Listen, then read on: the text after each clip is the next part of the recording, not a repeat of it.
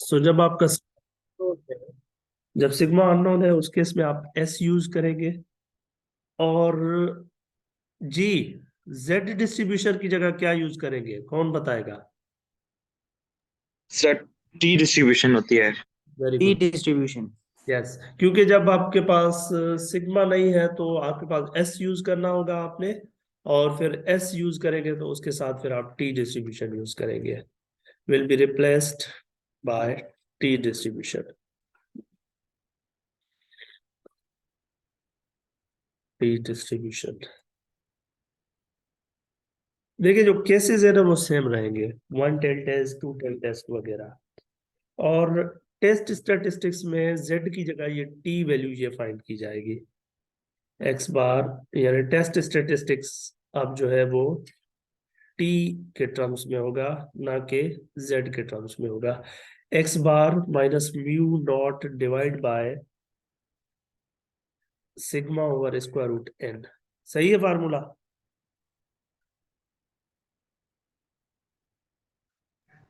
No sir, S होगी ना, sigma क्यों? Very good, very good. That is what I wanted to see कि कोई तो जाग रहा हो। ये नहीं होगा टी डिस्ट्रीब्यूशन के केस में आपके पास, सिग्मा तो आपको पता ही है ना, नहीं है आपके पास, तो ये होगा आपके पास, दिस। ये आपके पास टेस्ट स्टैटिस्टिक का काम करेगा। सही है।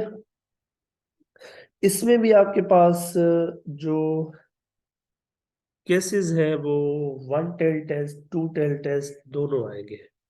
एक वन टेल टेस्ट होगा और या टू टेल टेस्ट होगा। ये दोनों आ जाएंगे, ठीक है। और इसमें वन टेल टेस्ट के अंदर भी दो पार्ट होंगे इसमें। लोअर टेल टेस्ट और अपर टेल टेस्ट, ये दोनों होंगे आपके।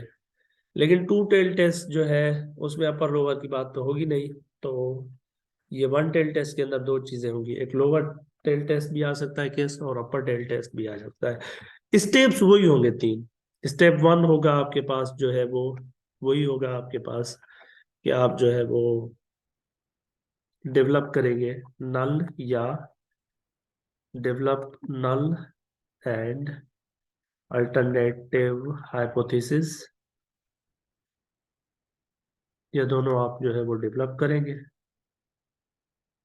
और स्टेप टू आपका वही होगा कि आप level of significance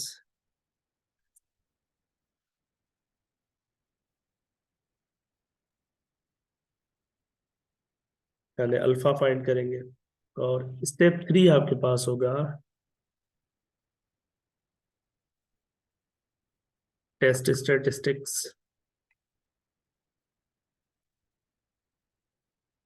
test statistic के अंदर फिर आपके पास जब आप टी फाइंड कर लेंगे x bar minus mu not over ये एस ओवर एन, तो इसके बाद फिर आपके पास दो रास्ते होंगे।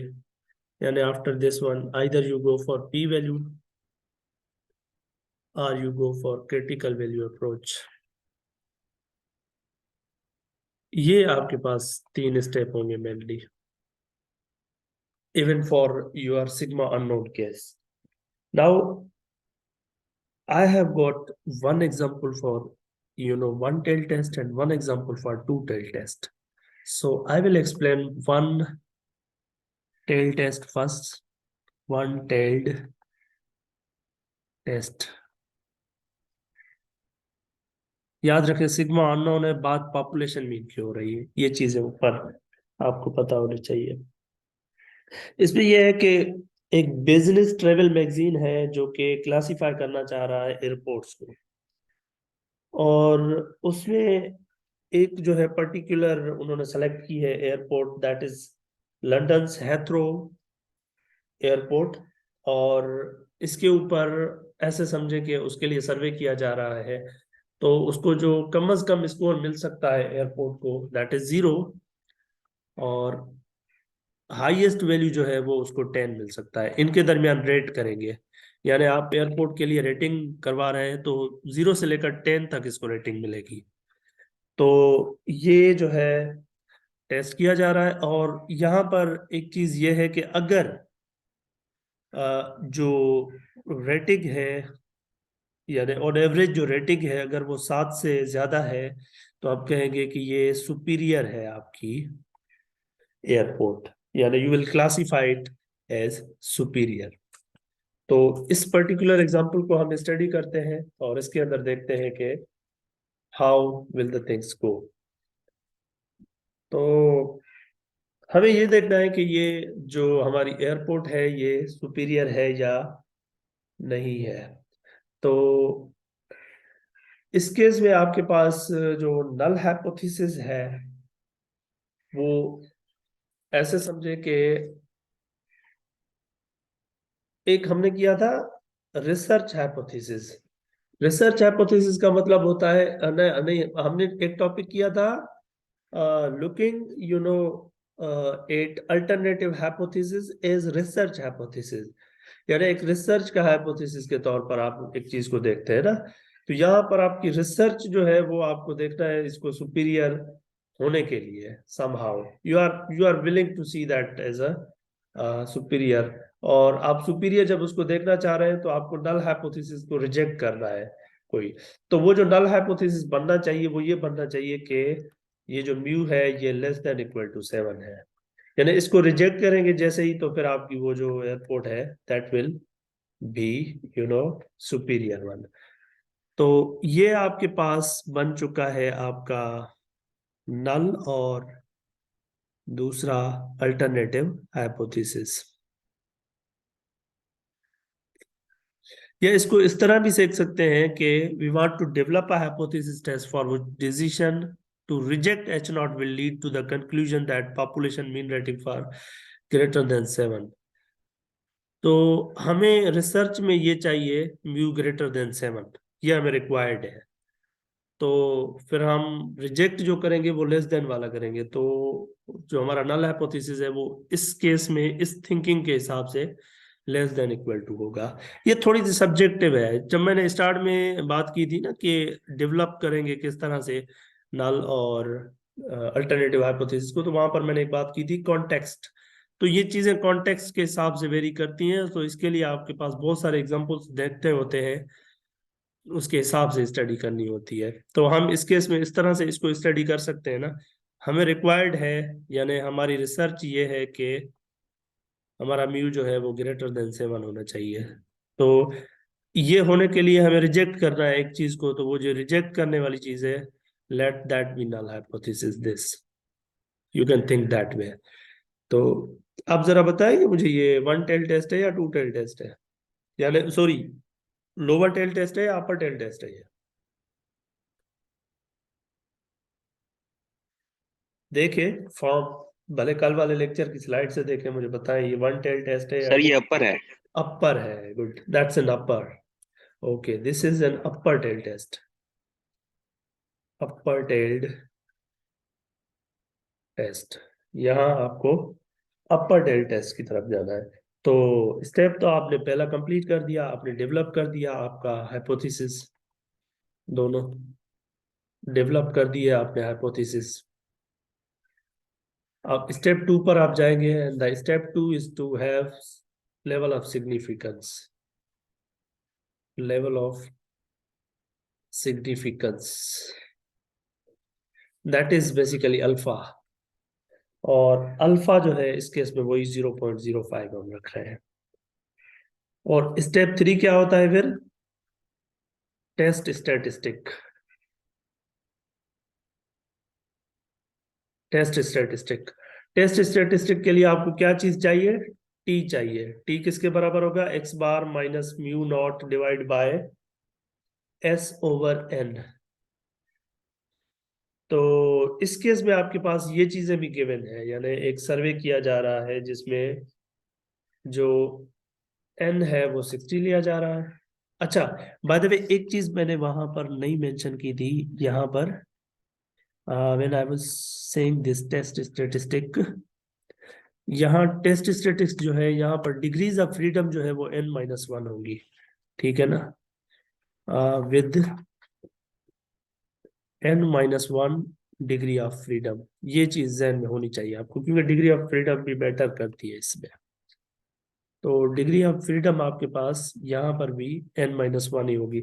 n यहाँ पर 60 है आपके पास, और यानी 60 बंदों से, या 60 जो है वो इंडिविजुअल चूज किए जा रहे हैं जो रेटिंग कर रहे हैं उसको। तो n=60, और x बार जो है वो आपके पास है 7.25। ये आपके सैंपल के रिजल्ट है।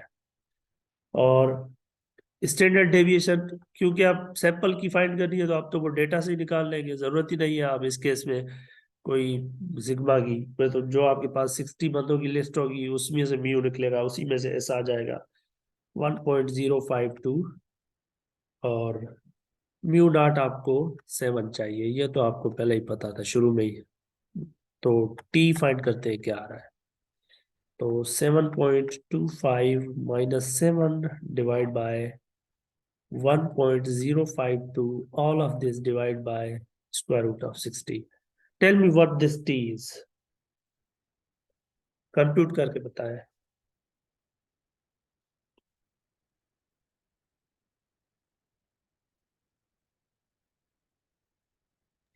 सर 1.84। 1.84। ओके, सो t की वैल्यू जो आपकी आ गई है वो आ गई है 1.84। अब आपके पास दो चॉइसेस हैं, या तो आप p वैल्यू की तरफ जाएंगे, या तो आप क्रिटिकल वैल्यू की तरफ जाएंगे। तो let's proceed toward p value approach. पहले p वैल्यू अप्रोच की तरफ चलते हैं, पहले देखते हैं p वैल्यू अप्रोच को हम कैसे इम्प्लीमेंट कर सकते हैं। तो p वैल्यू अप्रोच आपको ये कहती है कि अगर आपके पास, क्योंकि ये अपर टेल टेस्ट है, तो t की वैल्यू यहाँ पर आ रही है 1.84, तो आपको ये प्रोबेबिलिटी चाहिए, probability that t greater than equal to 1.84, ये आपकी p वैल्यू है, यानी ये एरिया चाहिए आपको। ठीक है ना, ये एरिया कहाँ से आएगा भाई, कौन बताएगा ये एरिया कहाँ से आएगा, किस टेबल से आएगा?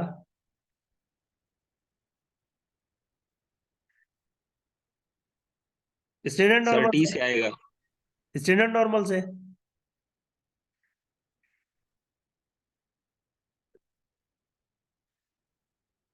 ये स्टैंडर्ड नॉर्मल से आएगा। सर टी टेबल से। टी टेबल से आएगा, यस।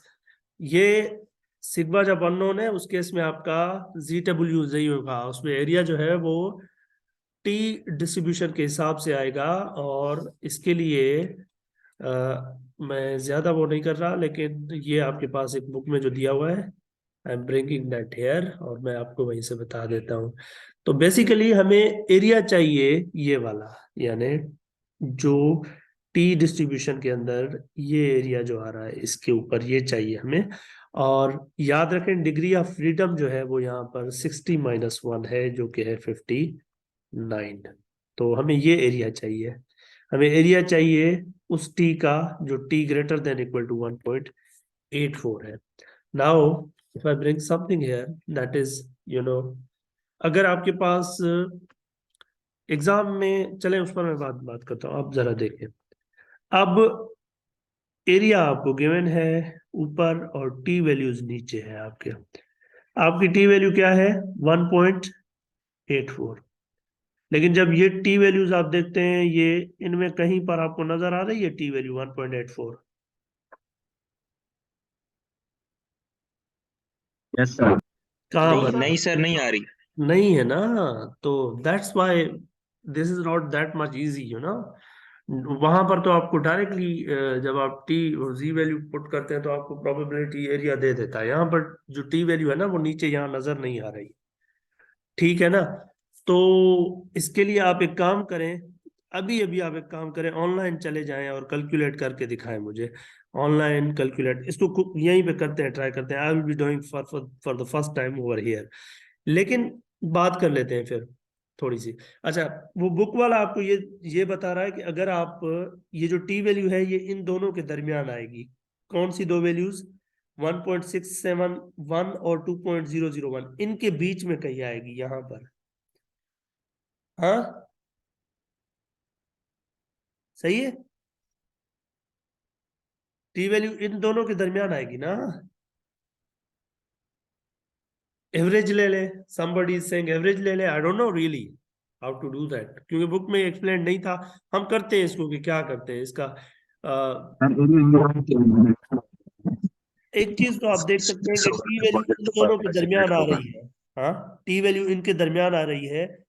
तो जो एरिया है ये ऊपर एरियाज है, तो एरिया भी इन दोनों के दरमियान आना चाहिए। यानी यस सर, एरिया इन दोनों के बीच में ही आएगा। Area should be between 0.05 and 0.0, trial error करेंगे ना, ट्रायल एंड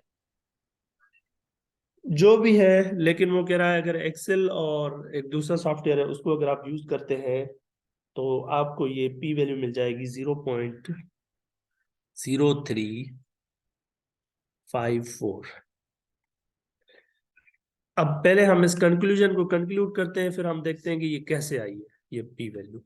तो अब जरा ये बताया कि पी वैल्यू जो है वो 0.03454 है और आपकी अल्फा जो है वो 0.05 है। तो कौन सी ज्यादा वैल्यू है?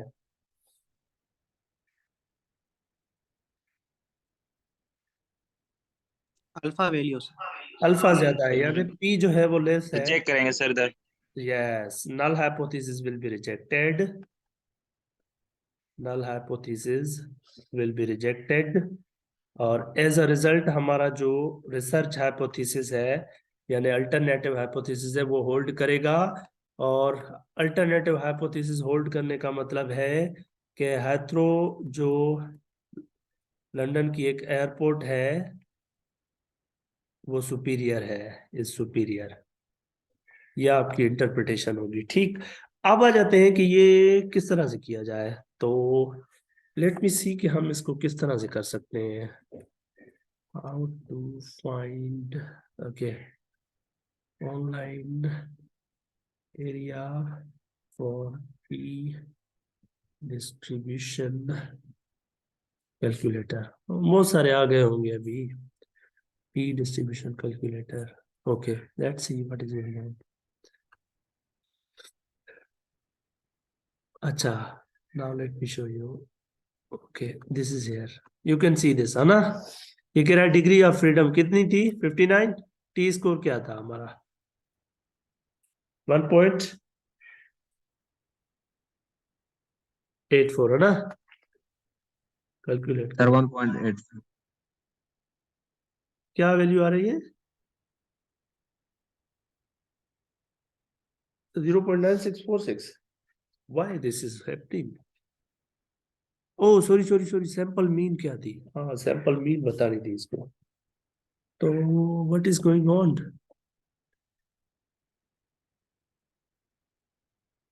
आई don't know how to use this. एक मिनट, मुझे खुद को भी देखना पड़ेगा इसको। टी स्टेटिस्टिक, एक minute, degrees of freedom, find a value for degrees of freedom, enter value of all but one of the remaining text boxes. Okay, चले मैं देख लेता हूँ, अदरवाइज तो एक मिनट इसको देखें जरा। Let me pass this recording.